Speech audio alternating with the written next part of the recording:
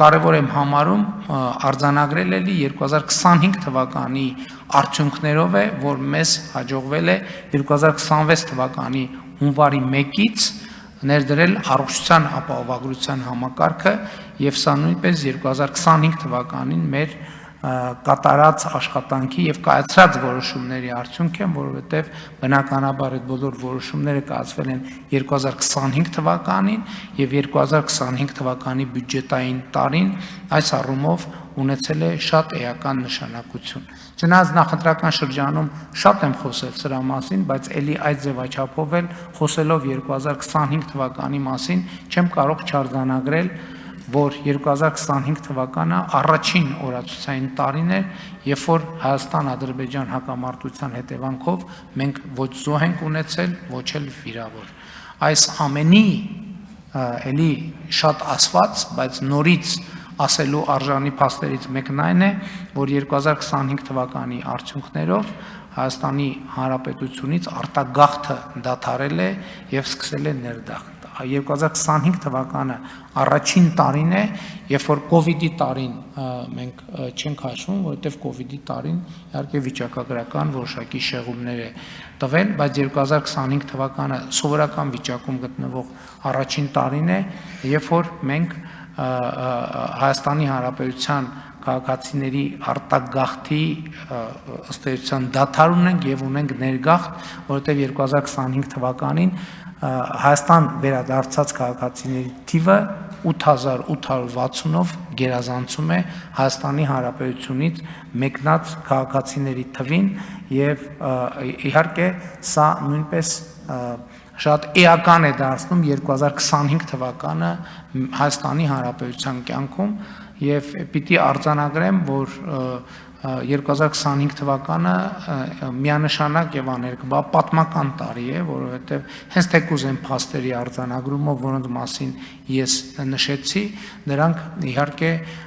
2025 թվականը հիշարժան են դարձնում Հայաստանի Հանրապետության պատմության համար, բայց շատ կարևոր է արձանագրել, որ ինքը ոչ թե առանձին վերցրած իրադարձություն է, այլ 2025 թվականին տեղի են ունեցել իրադարձություններ, կայացվել են որոշումներ, որոնք հետագայում կանխորոշելու են Հայաստանի Հանրապետության զարգացման հետագա ընթացքը եւ ելի ուզում եմ ընդգծել, որ դա առաջին հերթին կապված է խաղաղության հաստատման եւ հարակից process-ների հետ։ 2025 թվականը Վաշինգտոնի հռչակագրով արձանագրել է TRIP նախագծի իրագործումը, որը շրջադարձային նշանակություն է ունենալու ոչ միայն Հայաստանի Հանրապետության, այլև ողջ տարածաշրջանի համար եւ թույլ տվեք այսօր առավել եւս արձանագրել, որ Հայաստանի Հանրապետության պատերազմի կամ հակամարտության փակուղուց խաղաղության խաչմերուկ դառնալու գործընթացը տեղի է ունենում շատ տեսանելի տեմպերով։ Պիտի ուրախությամբ արձանագրեմ Ամերիկայի Միացյալ Նահանգների եւ Իրանի Իսլամական Հանրապետության միջև տեղի ունեցած խաղաղության գործարքը,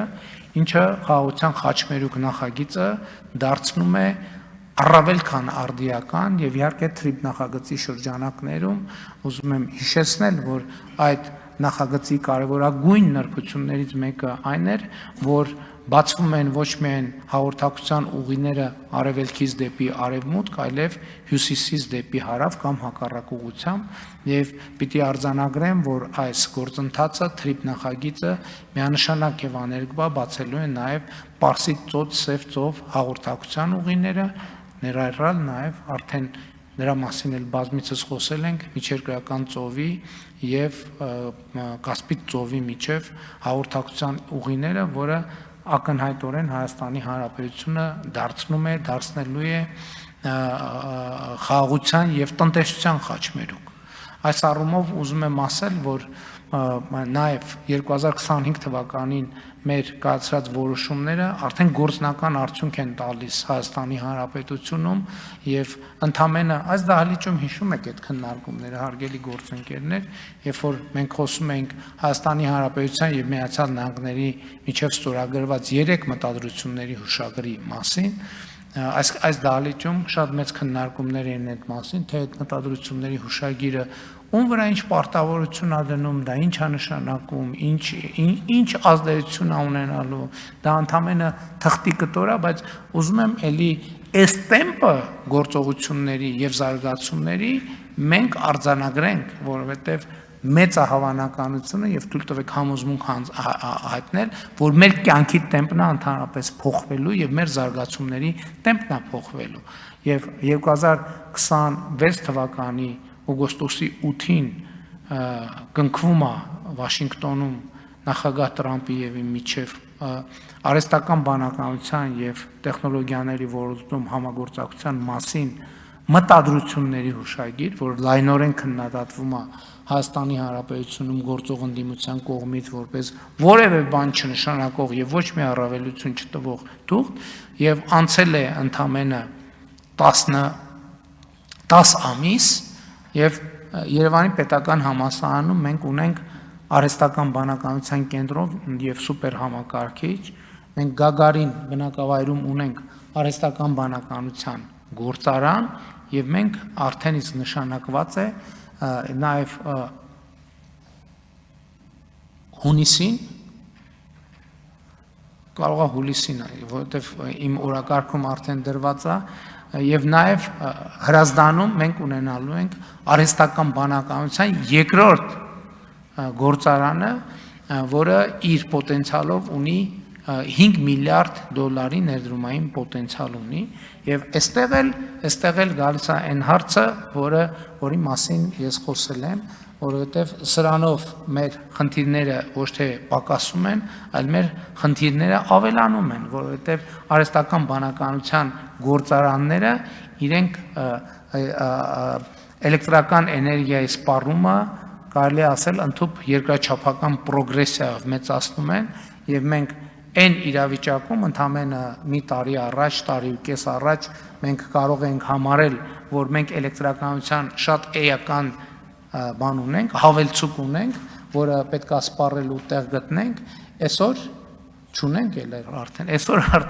այսօր արդեն մենք պիտի մտածենք, թե ինչպիսի նոր հզորություններ գեներացնենք, որպեսզի 5 միլիարդ դոլար ներդրումային պոտենցիալը, որը հենց միայն Firebird ծրագրով մենք ունենք,